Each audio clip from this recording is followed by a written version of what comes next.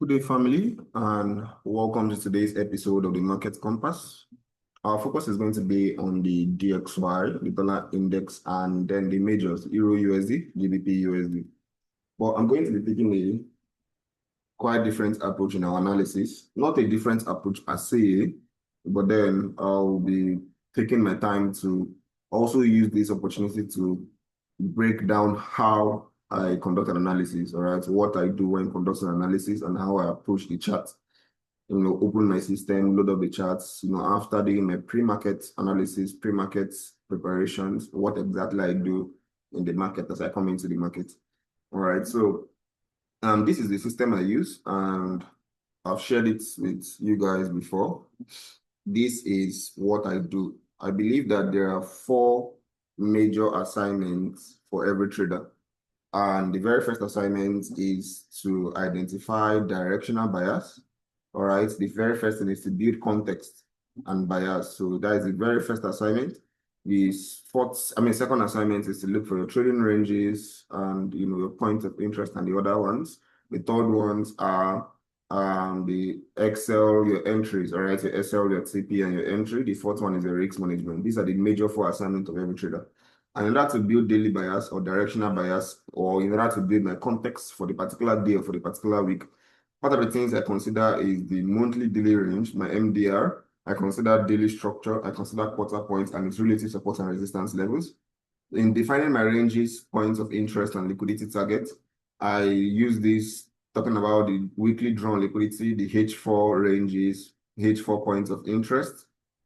H4 points of interest, my H4 momentum, exhaustion, and hesitation moves, and then I identify potential daily targets using the daily or sessional liquidity. Then for my entry, I majorly use the H1 and then the M15 confirmation.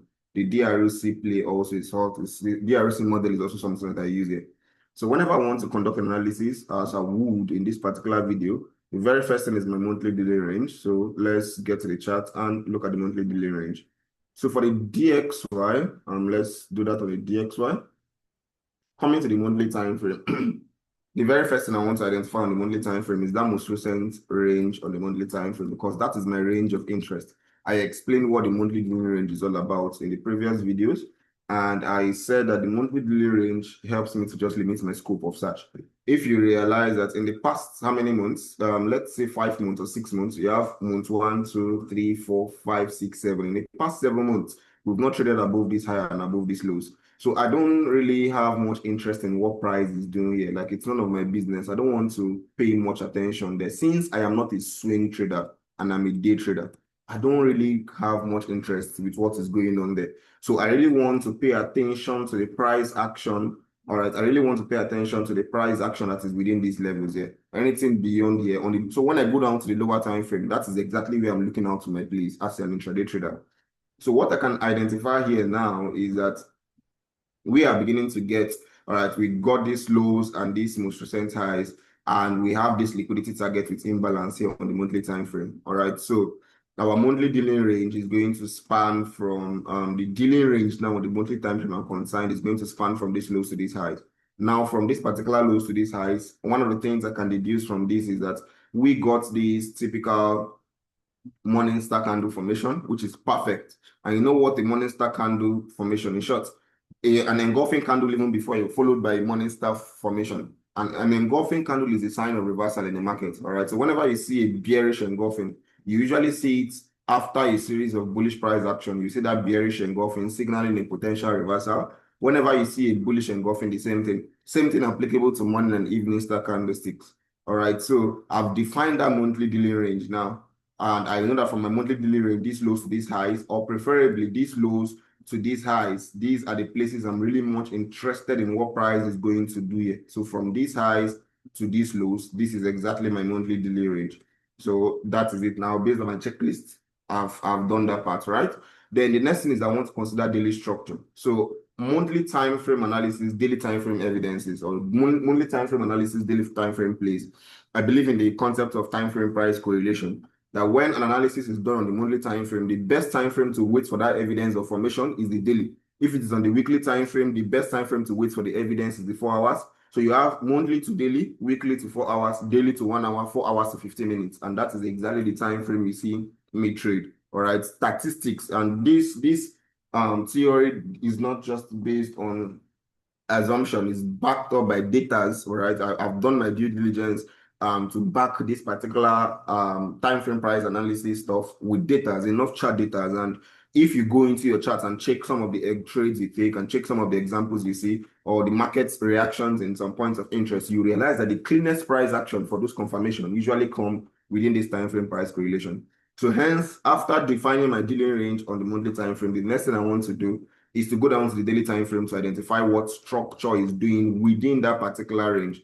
All right. So now I can see that within this range, we are bullish. We had this overall lower lows, lower highs, lower lows. Price broke this structure right here. Okay, price was giving us before, or let me not go as far back, but price broke structure here. Now created a new lows, a new highs, a new higher low, because this low did not close below this higher low, and now a new higher high. Last week, I was really forecasting that price should capture some of this trend line liquidity that we had here, at least react from some maybe this imbalance or some other points of interest below, but we didn't get there, and we already begin to see how price is just reacting. All right, we didn't get that deep retracement. In short, we can even see already that price is more like respecting this trend line move right here.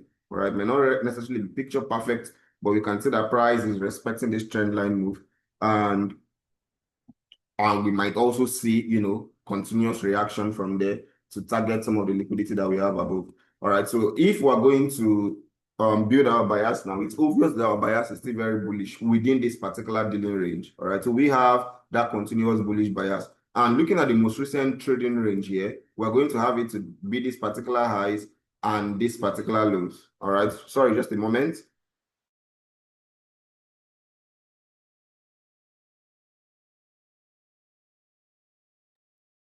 So we'll realize that this is this particular highs and this particular lows, and we've cleared, these highs, creating a new range for us. So there are chances that we might see continuations just either from this imbalance or price will come back all the way to this point of interest for us to start buying all the way to the upside. All right. So we know that easy targets for us, we have some very, very much pretty targets, including these highs that we had on the monthly time frame with the imbalances above, and some other very interesting highs here as targets. All right, so we have so many interesting highs here as targets. So I would really want to see price come into this imbalance. This imbalance makes much sense. All right, but then this imbalance is not just going to be my final judge for the play. All right, we might also come down to this point of interest below here. It makes more sense also to see that. But having done that, all right, so we've gotten our bias now. So context based on bias has been built. In order for us to confirm this bias, we want to see price action with the concept of quarter point support and resistance also. It's something that I do look at. So coming here, we see the DXY, and let's see how the DXY is interacting with quarter point levels. Now, I'm a firm believer that price journey from one level to another levels. All right, so one quarter point levels, another quarter point levels. You see how price has been interacting over time with these individual quarter point levels. All right, so I'm very, very, very much interested in that from one level to another level. So I know that, okay, now that we've broken past these levels, there are chances that we're also going to see price get here.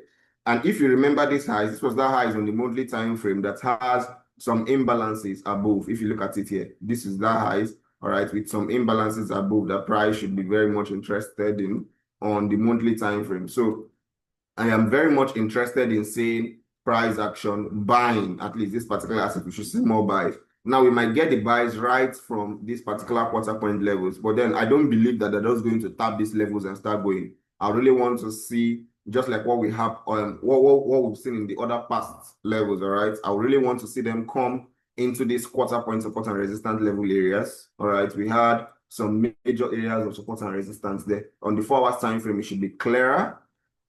And let's see, yeah. So you see on the 4 hours time frame, we had so many areas of support and resistance right there. So I would really, really love to see, rather than price just moving off from these particular levels all the way up, I'd really love to see price at least attempt to test these levels before we start buying again.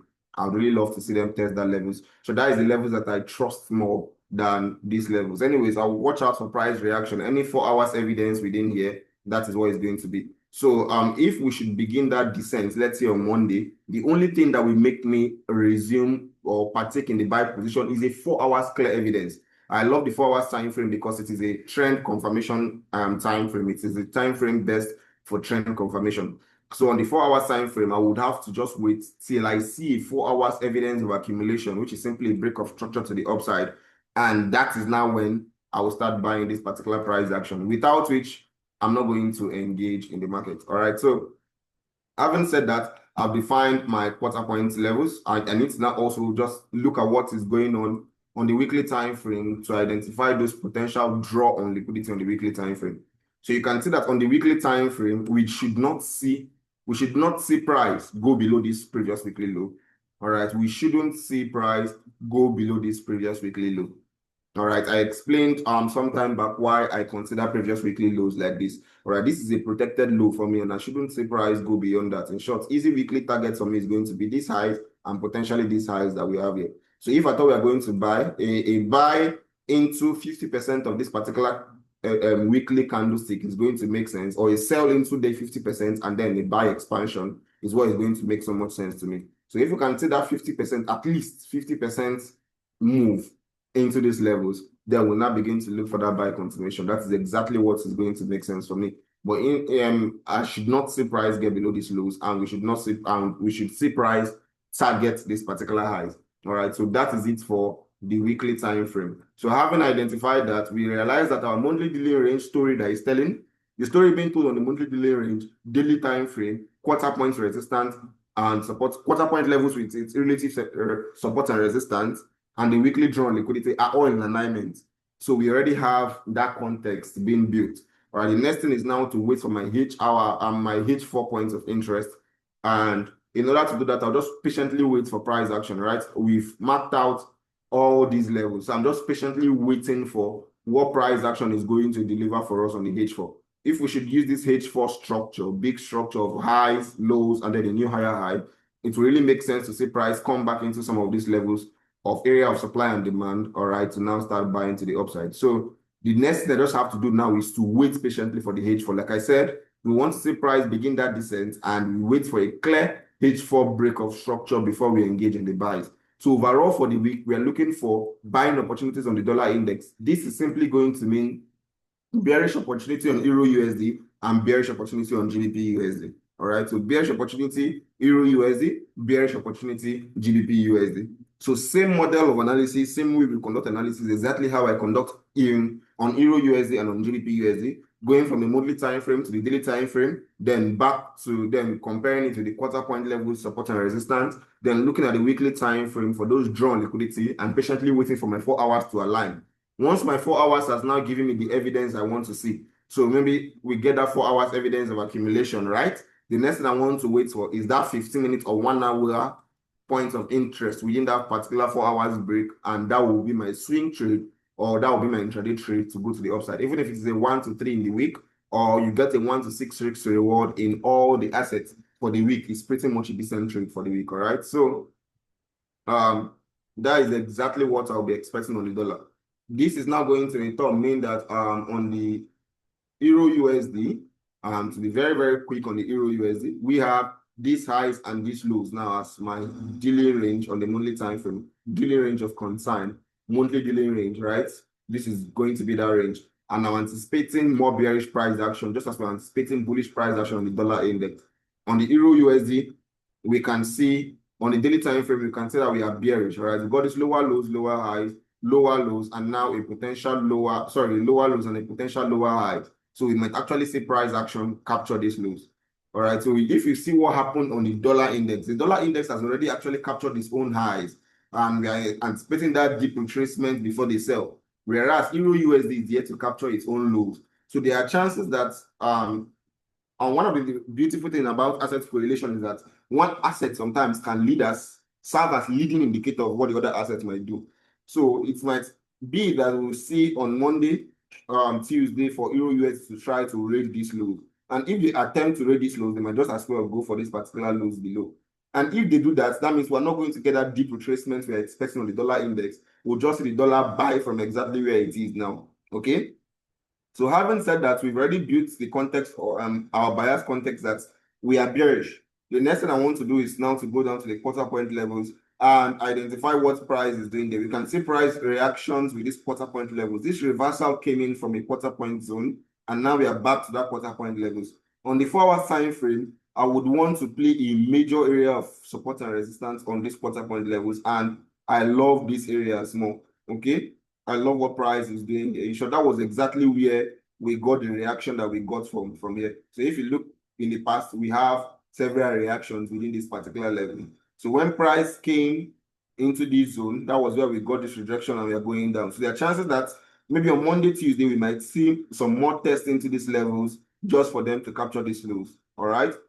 I don't think they will want to come all the way high again before they start selling. So I believe that we'll just want to target this particular lows, and it's going to really make sense for price to test that particular zone. If they don't test that particular zone, what you will see is maybe price action coming to this imbalance right here. All right, and we'll get our move to the downside. So we might get price action coming into that imbalance, and we'll start seeing ourselves to the downside. Let me see what the 1-hour time frame is showing us.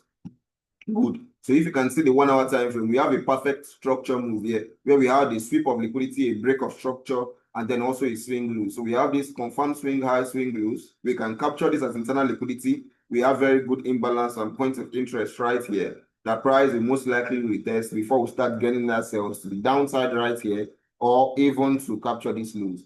So we are bearish on this guy. All right. So all we now have to do is to patiently wait for that evidence as the new will come. So that 4 hours evidence is going to really make sense to even wait, preferably for the 4 hours to come into our points of interest. Now we already have that 4 hours point of interest. So a 15 minutes evidence will be the best evidence to take. If you see a 1-hour time frame, beautiful. So either a 15 minutes or 1-hour time frame evidence of distribution within this particular point of interest. Evidence of distribution is just simply a break of structure to the downside. So if we see that evidence within this particular point of interest, that is going to make sense for us to take all the way to the downside. Now, looking at the GBP USD, exactly the same thing. I have that bearish bias. Now, on the GBP USD, this is the point of interest that I'm looking at on the GBP USD. It's going to really make sense to see price come right here to capture these highs first. Attempt to give us, come to this point of interest. A 1 hour or 15-minute shift in structure is going to be the best. All right, that break of structure on the 1 hour or 15 minutes time frame will be the very best price action to take. We are bearish also on the dollar or on the GBP USD. If you correlate it with what we have with the quarter point levels, you will see something very much interesting. All right, so within these quarter point levels, we have major areas of support and resistance on the quarter points right here. Okay, so we have that major areas of support and resistance or demand and supply, whatever you may want to call it. So I would really love to see price action come into this zone, capture these highs, and that evidence is our trade. All right, a 1 hour evidence or a 15 minutes evidence, we're taking price all the way to the downside. All right, so trade safe, clap easy this week, don't blow your account. This is all I have for the dollar index, this is all I have for the GBP USD, and this is all I have for the Euro USD. All right, updates on these particular trades are going to be sent to the free Telegram channel, and I'll drop the link in the description box if you're not there and you're watching this video. And if you are getting value or if you've gotten value from this particular video, please don't forget to hit that like and subscribe button, and also drop your comments. So drop 1 or 2 comments, a question or whatever it is that you may have for me. Drop them in the comment section. I will definitely reply to them. All right, so trade safe, clap easy, don't blow your account. I'll be very much active in trading this week, and let's see how we can utilize all the opportunities that come our way. All right, so thank you for watching to this very point, and shalom, shalom. Bye, guys.